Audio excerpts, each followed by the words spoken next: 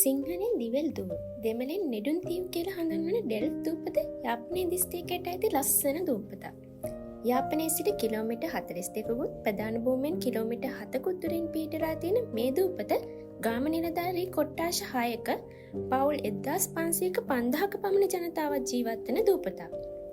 මේ දූපත ප්‍රධාන ගොඩබිමෙන් සැලකිය යුතු දුරකින් පිහිටලා තියෙන ලස්සන දූපතක් වුණත් ප්‍රවාහන පහසුකම් වැනි පොදු පහසුකම් අවම නිසා එහි වාසය කරන ජනතාවට යම් සේවාවක් ලබා ගැනීමේදී බොහෝ දුෂ්කරතාවයන්ට මුහුණ දීලා ගොඩබිමට එන්න වෙනවා.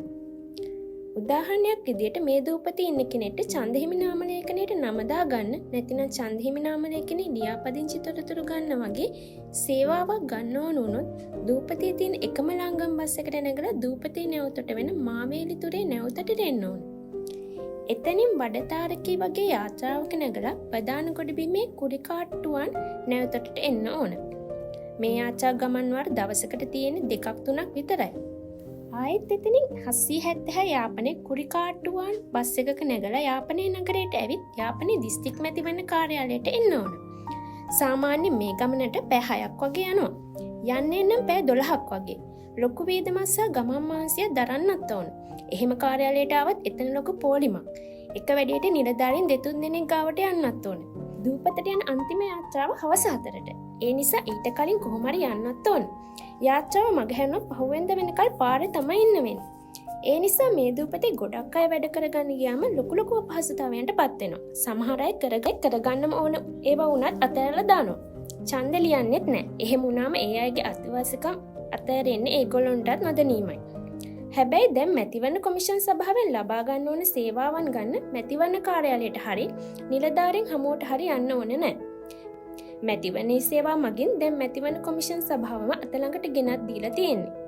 ඒ නිසා මේ දූපතේ පදිංචි අයගේ ප්‍රශ්න ගොඩක් මැතිවරණ සේවා මගින් විසඳ ගන්න පුළුවන්.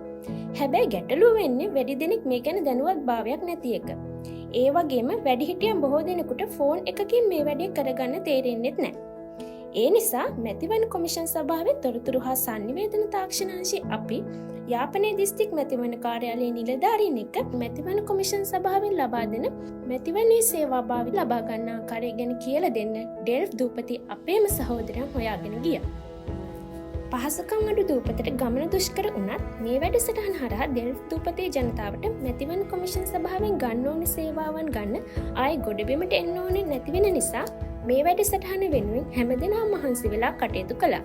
ඒ වෙනුවෙන් මැතිවරණ කොමිෂන් සභාවේ නිලධාරීන් සැප්තැම්බර් 15 වෙනිදා අන්තිම වැටෙද්දී ඩෙල්ෆ් දූපතට ගොඩ බැහැලා. දිනේ හරියටම 2025 සැප්තැම්බර් 16. වේලාව උදේ 8:30. ඩෙල්ෆ් මහාවිද්‍යාලයට අපි එද්දී ඩෙල්ෆ් මහාවිද්‍යාලයේ ඩෙල්ෆ් ආර්.සී. කාන්තා විද්‍යාලය හා ඩෙල්ෆ් සයිබර් ප්‍රකාශ විද්‍යාලය යන පාසල්වල තරුණ දරුවෝ අපිව පිළිගන්න බලාගෙන හිටියා. මේ වැඩසටහනට ඇවිල්ලා හිටපු ළමයි 300ම පාසලේ සාමාන්‍ය හා උසස් පෙළ පන්තිවල ඉගෙන ගන්න ඡන්දහිමි නාම ලේඛනයට පළමු වරට නම ඇතුළත් කරගන්න ඉල්ලුම් කරන්න සුදුසුකම් තියෙන දරුවෝ.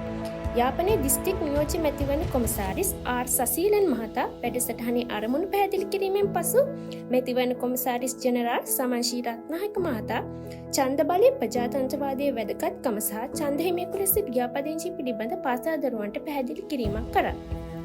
එයින් පසුව තොරතුරු තාක්ෂණ අංශයේ නිලධාරීන් යාපනයේ මැතිවරණ කාර්යාලයේ නිලධාරීන්ගේ සහායෙන් යෝන් පුරවැසියන් ලෙස පාසල් සිසුන් මැතිවරණ සේවාව හරහා ඡන්ද නාම හිමි ලේඛනයේ ලියාපදිංචි වෙන ආකාරය කියලා දීලා ළමයි කණ්ඩායම් වශයෙන් වෙන් කරලා මේ ක්‍රියාකාරකම් ප්‍රායෝගිකව සිදු කරන ආකාරය පැහැදිලි කරලා දුන්නා. වැඩසටහනට සම්බන්ධ වෙන්න ළමයින්ගේ තිබුණු උද්‍යෝගය පිළිබඳ අපිට පුදුමත් හිතුණා. මේ වැඩසටහන මගින් ඉස්කෝලේ ළමයි දැනුවත් වෙනවා. ඒ වගේම ඒ ළමයි ගෙවල් වලට ගිහින් ගෙවල් වල අය දැනුවත් කරාම මැතිවරණ සේවා මගින් මැතිවරණ කොමිෂන් සභාවෙන් ලබාගත යුතු සේවාවන් පහසෙන් සේවාව හරහා ලබා ගන්න පුළුවන් කියලා මුළු දූපතේම අය දැනගන්නවා. මැතිවරණ සේවාව මගින් සේවාවන් ගන්න පුළුවන් කියලා දැනගෙන විතරක් මදි. සේවාවන් ලබා ගන්න හැටි දැනගන්නත් ඕන. ඒ කියන්නේ පුහුණුවක් මුළු දූපතේම අයට දෙන එක ප්‍රායෝගික නෑ. ඒ වගේම අපේ ගොඩක් වැඩිහිටිය අයට මේ තාක්ෂණික දේවල් ගැන ඒ හැටි වැටහීමකුත් නැහැ. ඒ නිසා මැතිවරණ සේවාවක් මගින් සේවාවක් ගන්න ඕන උනත් ගන්න තේරෙන්නේ නැති අයට උදව් කරන්න ඩෙල්ෆ් දූපතේ සියලු ගාම නිලධාරී කොට්ටාශ නියෝජනය කරමින් තරුණ තරුණියන් 35 දෙනෙකු පුහුණු කරන්න ඒ කියන්නේ පුහුණුකරුවන් ලෙස පුහුණු කරන්න තවත් වැඩසටහනක් ඩෙල් ප්‍රාදේශීය ලේකම් කාර්යාලය ශ්‍රවණාගාරයේදී පැවැත්වුණා. ඒ වැඩසටහනේදී යාපනයේ දිස්ත්‍රික් නියෝජ්‍ය මැතිවරණ කොමසාරිස් ආර් සසීලන් මහතා වැඩසටහනේ අරමුණු පැහැදිලි කිරීමෙන් පසු මැතිවරණ කොමසාරිස් ජෙනරාල් සමන්ශී රත්නායක මහතා ඡන්ද බලය හා ඊසේවාවන්හි වැදගත්කම වැඩසටහනට ආපු තනුතානයන්ට පැහැදිලි කරා. එයින් පසු තොරතුරු තාක්ෂණ අංශයේ නිලධාරී යාපනයේ මැතිවරණ කාර්යාලයේ නිලධාරීන්ගේ සහායෙන් එම තරුණ පිරිසට මැතිවරණ සේවා පිළිබඳ පැහැදිලි කර දීලා කණ්ඩායම වශයෙන් මැතිවරණ සේවා පිළිබඳ සම්පූර්ණ අවබෝධයක් ලබා දෙන්නත් කටයුතු කළා. දැන් මේ තරුණ පිරිසට තමන්ගේ දුපතේ ඉන්න තමන්ගේ නෑහිත මිත්‍රාදීන්ට ඊ-සේවා භාවිතයට සහාය වෙන්න පුළුවන්. ඒ කියන්නේ ඊ-සේවා භාවිතයට ප්‍රජාව අවදි කරන්න පුළුවන්. ඒ නිසා ඒ තරුණ පිරිසට ඊ-සේවා අවදිකරුවන් ඉංග්‍රීසියෙන් කියනවා නම් e-services aware ලෙස කටයුතු කරන්න පුළුවන්. ඒ වෙනුවෙන් හඳුනා ගැනීමේ කාඩ් පතක් හා පුහුණු වැඩසටහනේ සහභාගී වීම වෙනුවෙන් සහභාගීත්ව සහතිකයක් ලබා දෙන්නත් කටයුතු කළා.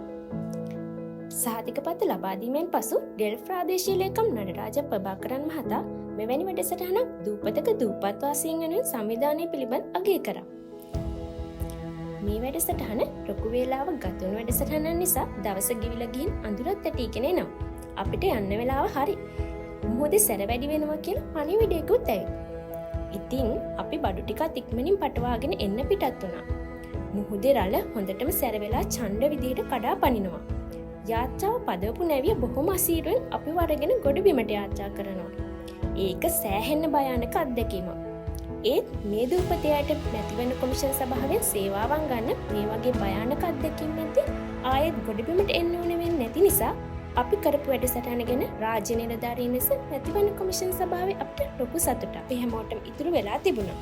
මේ වැඩසටහන මැතිවරණ ඊ-සේවා පිළිබඳ අපි සංවිධානය කරපු සාර්ථක වැඩසටහන ලෙස මතක පොතට එකතු වුණා.